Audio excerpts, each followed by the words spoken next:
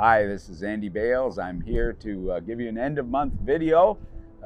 October is already behind us. We went over the edge, starting on the day before October, and then on the first day of October, we had a great time. We raised $1,088,000, and I had the great time of going over the edge, but also our friend Betty Courthouse was upset with me because she said I left her behind and she couldn't believe that I could beat her down the side of the building and finish first in her race with me. She's very competitive. So now we're going to pick up some games of cards and continue to compete.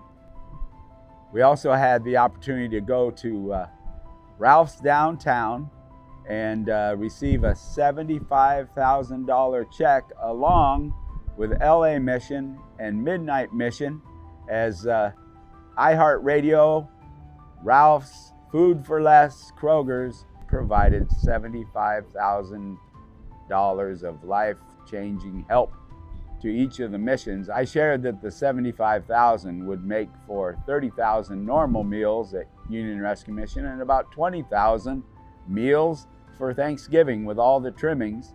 Also shared that $75,000 is about 1 day's operation cost of all 3 sites at Union Rescue Mission Downtown, Hope Gardens, and Angelus House. And by the way, did a story with LA Times this week about seniors experiencing homelessness, devastated by homelessness. And we have 213 seniors at all of our sites, and we have now 449 kids. We have kids at every site, downtown, Angelus House, Hope Gardens, but we have a total of 449 kids. I believe that may be an all-time high, and families just keep coming. Had the opportunity to go speak at the Homelessness and Faith Forum with some of my friends, some of our friends. Michael McIntyre used to be a chaplain here and now doing a great work in Hollywood. Sharon Uyematsu with Olive Crest. David Clean Connect, an old friend.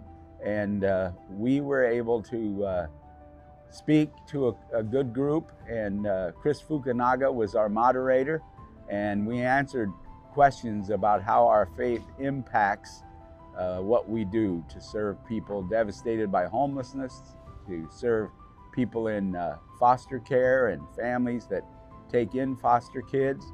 And it was a brilliant night. But I do have to tell you about one episode. We had a panel question part at the end, and we received a question from the audience, and the text was something like, I am lonely, I am hurting, I am afraid, I am lonely, and what would you do for me? And I said, well, if you text me at 626-260-4761, which I thought I'd get a text, sometime during the week, then I can help you.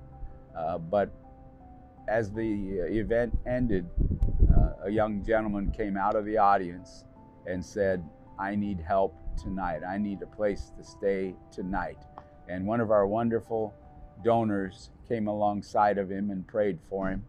And then we walked him out to my truck, and I checked with our team. We had 1 cot left, but when we got to Union Rescue Mission, not only did a great guy come out of the back of our building and offer a cot, but Hector also came down from the 3rd floor recovery, and this young man wanted recovery, and he said, I have a bed in recovery for you to start with our Seeds of Hope. So all the audience and the world and who were watching the streaming event, they got to see our faith and our love in action as we immediately responded to this young man's need.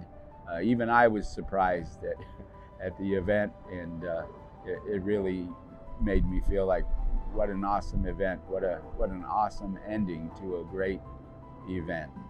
We had our Life Builders Luncheon, always a great time. Everyone who has committed to leaving a legacy, and that means a bequest gift to Union Rescue Mission, got together at the Jonathan Club, about 145 of us, and we heard great presentations about who we are and where we're going.